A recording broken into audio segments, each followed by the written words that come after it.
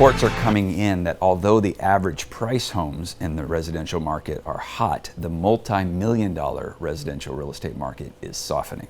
And why is that?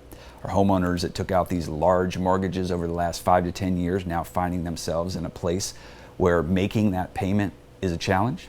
My question is, what do you think will happen with all of this high-end inventory that seems to be hitting the market?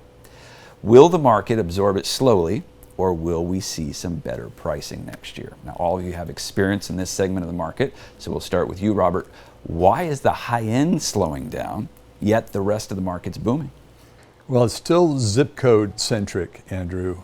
Depending on where you are in the country or where you are in a county, I'm finding that certain areas still, depending on what you consider luxury, even above the $1 million mark, 1 to 2 million, 1 to 3 million, is still rather fluid. So depending on, again, where the property is located, and now we're finding a buildup of inventory of properties in the upper ranges, in the 5 million and above. They are starting to slow down, and we're going to see a price check, I believe, over the next year and beyond in that price point. Steve, thoughts on the high end? On the high end, well, there's typically two incomes now, believe it or not. Some of these home buyers are high end, you would think was 1.5 million. That's kind of the low end now, very affordable for my buyers. Even with this kind of a weird bidding war going on, we overbid by a few $1,000s to get a house at a $1.5 million deal. So I would have to say the $5 million range, definitely challenging, very challenging. In Southern California, 1.5 million and below, going to stay busy for a while. I don't see any slowing down in that particular market.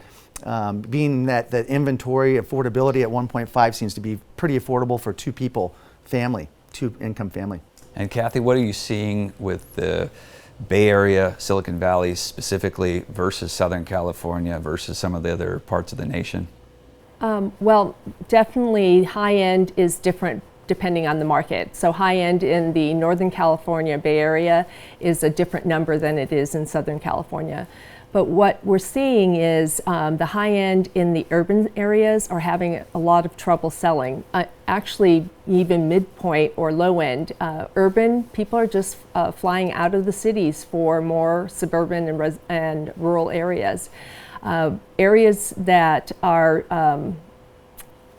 not doing as well, I would say, in the luxury market are ones where the demographics have changed. Rancho Santa Fe being one of those, very high end in Southern California.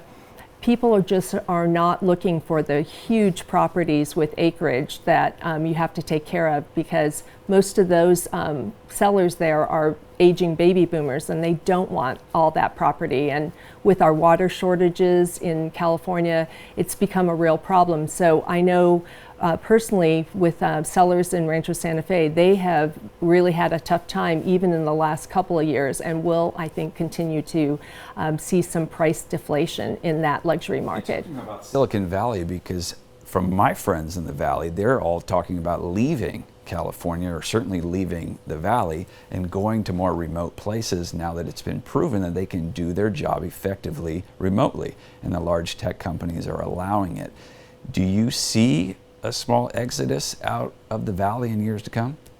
Not a small exodus. I see a large exodus, mainly to more luxury kind of properties near lakes. Lakefront properties are all being gobbled up throughout the West Coast, and even in inland states like Texas and Colorado. People are looking to get more land in terms of usable land, and to have kind of that lifestyle change, because the tech companies have said, at least for the short run, the next year or so, you can work from home, you can telecommute, and so they don't see the need to pay those high prices to be in the Bay Area, Northern California. And I would imagine those tax incentives that you were mentioning earlier would be a big deal, because if I'm working at a tech firm and I have options and stock that I can sell in order to fund my down payment, and I live in a state where there's no state income tax, that could potentially be 10% savings on that down payment when I go to sell those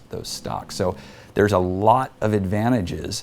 I am curious to know, though, is there going to be a labor shortage in that area in the event that there is this executive movement to other states in the West Coast. What are your thoughts? Well, I think that if the company allows telecommuting, there isn't necessarily going to be a labor shortage because they will just be doing their jobs from a different state or a different locale and fly in when they need to have these big meetings or different things that they have to be in person for. So I don't anticipate a labor shortage. What I do anticipate is some softening in the pricing of Northern California because of this. It makes sense. We saw it after the last bubble in 2000, and who knows if we're in another tech bubble this round. With the commercial real estate market under siege this year, should you invest now or wait? That's the million-dollar question. After the break, I'll give you my thoughts.